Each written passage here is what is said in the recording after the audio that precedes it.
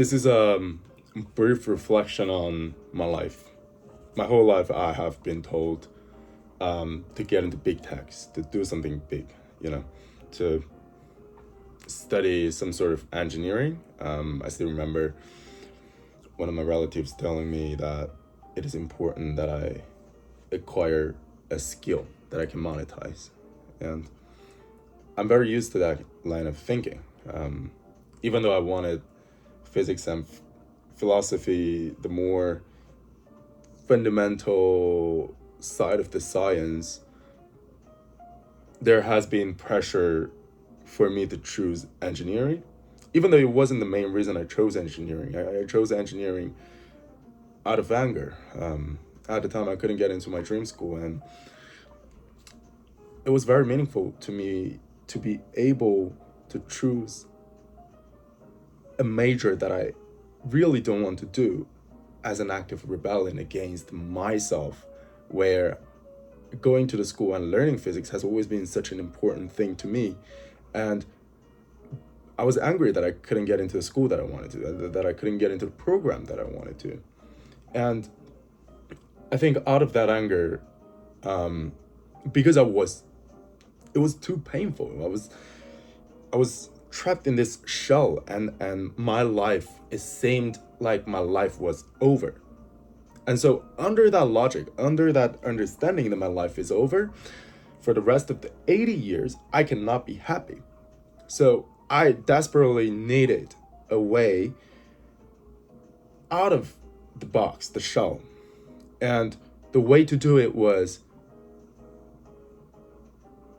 denying this idea that I have to study something, that I have to take a major that I want to deny this, to this notion, or this belief that the university or the program matters. And I did a Google search. I just found the most profitable field, and I just applied for it and got in. And it was very important to me. Like, if I didn't do it, I probably, I would have been in the same shell, in the same box. But because I did it, I was kind of able to get out of it. I was like, yeah, fuck it. And then just being able to go, fuck it. Like, I don't want to care about this anymore. It really liberated me from that hell. But that point, putting that point aside, a lot of my friends are in business. And by business, I mean they're running companies. And some of them work at big techs. Very impressive. And this is like the ultimate ideal, Asian parents' ideal. And I've been told that my whole life. Quite recently, I've kind of decided that I might want to just drop out of my school. I've finished 2 years of my degree, so I have another 2 years left. I thought I want to drop out of my school and pursue philosophy and physics, potentially. And I'm not yet sure how I'm going to do this. But it's this switch. There's this idea that is associated with this kind of like pivot that I really want to talk about in this video, which is, and this statement is very bold, but I think the pursuit of engineering, the pursuit of acquisition of a skill, the pursuit of money is meaningless. And to judge whether or not something has meaning, we need definitions and foundations to make that judgment.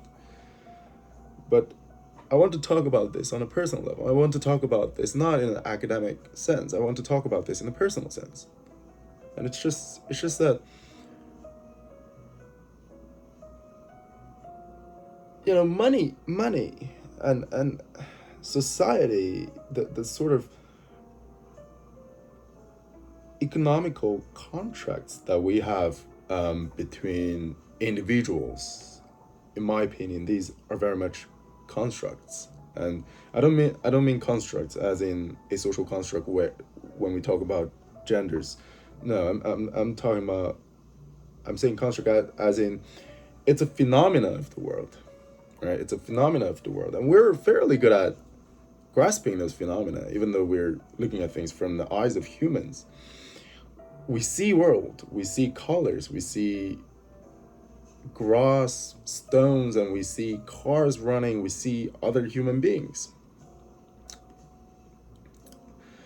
And all those phenomena, they form this, you know, as you grow up, it's like you have this constant input of phenomena. You wake up, your mom wakes you up, tells you to go to school, and you go to school and you learn things. And people talk about dreams, and people talk about goals, people talk about their attitudes to their lives. These are all phenomena. These are all not necessarily tangible, but observable things. And so is engineering, so is so is monetizable skill, you know. And there's nothing wrong with that, but I'm saying that it is soul sucking, it's soulless for me to see that as an end goal of my life, as an end goal of any period of time, actually. And so, it's like I'm at school, and I'm studying engineering, and engineering is, you can think of it as a prediction. It's We learn engineering, and for example, chemical engineering, we make plants. And why do we make plants? We want to produce things. And you really have to think about where you're going to put all the pipes, where you're going to put all the instruments, where the substance is going to flow into and flow out of. Those are predictions. They're make predictions. You can make those predictions, and that's what we do. And we try to, you know, the thing is, I can do it. You can do it. Anybody can do it. And I'm not saying this commonality means anything. I'm just saying that it is the engineering, the thought of engineering, the essence of engineering, at least from this angle, it is a result of existing world phenomena. It is a result of existing world phenomena like water, liquid, physics, physical laws, and our observations, our data, our experience with things. These are all phenomena. And on top of that, we're making this another set of phenomena, a set of rules, stuff you learn in chemical engineering, in any sort of engineering. And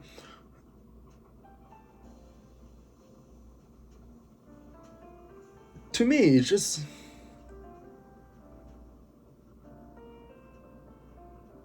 just incredibly meaningless. And so you might ask, so what's meaningful then? Like, what's more meaningful than that? And I can't really answer because I don't know what is more meaningful. But the reason I think philosophy or physics, pure physics, the more fundamental side of the physics, is more meaningful. The reason I think they are more meaningful is because those are not the kind of questions you ask when you need to get a job or when you need to make money. You make those questions as a human being. You have existential crisis as a human being. You think about the meaning of life as a human being. You and you know you think about the very ontological nature, the ontological things about the world. We look around, we ask ourselves things. It's a form of curiosity. I don't think we ever feel the need to explain our curiosity. Even in our day-to-day lives, when people ask, "What do you want to know?" You just say, "I'm curious," and nobody really follows up to that, you know. And so, I when I'm sitting somewhere and I don't naturally think about where the fuck I'm gonna put those pipes and shit to make this chemical plant, I think about why the fuck I'm there in the first place. Why am I even a human being? Like, is any of the things I see about the world true? Or all those stupid little questions that you can play around with. I find it extremely, extremely meaningful and thrilling, and so I suppose to a large extent, um, it's a personal preference. It's a matter of personal preference. So I might be this. I'm probably just talking about it such way because I just feel happier doing it, but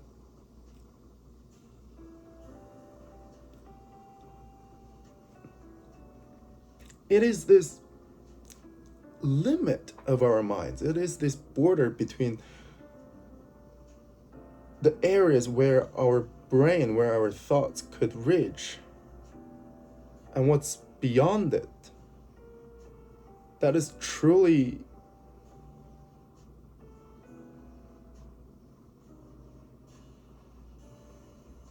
thrilling and fun, and it makes us feel alive. At least it makes me feel alive. I wonder if this is a universal experience.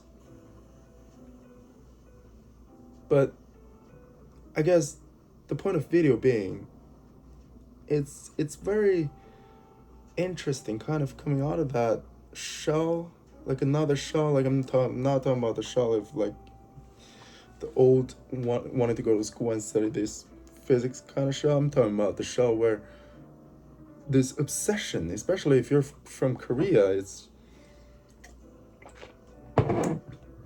people are obsessed with being a doctor, being a lawyer, getting a job at a big tech firm, and I mean those are cool, those are cool, and like I'm not saying those are bad or anything. I just find them meaningless, and it really depends on where you find those meanings. But I feel like the reason I'm not trying to not define meanings is because, and it's probably not a good idea, but I feel like most of us, when we talk about the meaning of life, and when we say the word meaning, we're not really, the word meaning, we say it with some sort of nuance in our head, and that nuance, I don't think it really requires any sort of definition. I think, maybe it does. Maybe the sort of nuance that we have when we talk about meanings is different from individual to individual. Um, but I feel like when we talk about meanings, it's not necessarily that we really want to know what the meanings are. It is not that we're really curious. I think it's a little bit of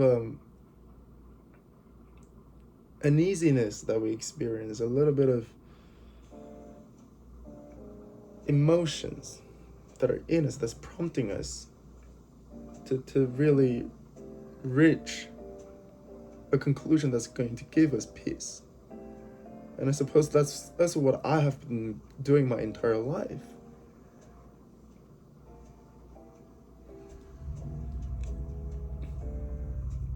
And I feel like that's kind of the whole thing where I'm saying that, you know, mathematics. I, I love mathematics. I love physics, but in a sense where when it comes to the whole like application, I mean, it's very cool. It's very smart field, and I I have fun learning about it. When we're talking about the whole meaning, it's almost as if it's a set of predictions. So it's from the numbers, but then again, when we look at the numbers, how are you even going to define numbers? What is numbers in the first place, right? So this whole field of engineering, at least from my opinion, which is probably very limited, it is a result of our observations on the phenomena of the world. And I think the deeper we go into it, or the further we go down this whole route of application of science from a personal perspective, where I'm the one that's practicing, where I'm the one that's having it as my job as a chemical engineer, it is fun. It's stimulating, and it never answers my questions. And I feel like I'm born into this world, and I'm gonna live for 80 years, and you know, like, oh, of course I need money and everything, but how much necessity is there for the whole thing in engineering if it's just a result of a bunch of phenomena that already exists out there? Like, there's no creativity in it. There could be creativity in it, of course, and it's people make different plans. Yes, I get it. But what I mean by creativity is really the sort of creativity in terms of angle, in terms of the way we look at things, in terms of the way we look at the world, the way we interpret the phenomena, the way we interpret ourselves, the way we approach thoughts in the first place, the way we question ourselves, and the way we question others.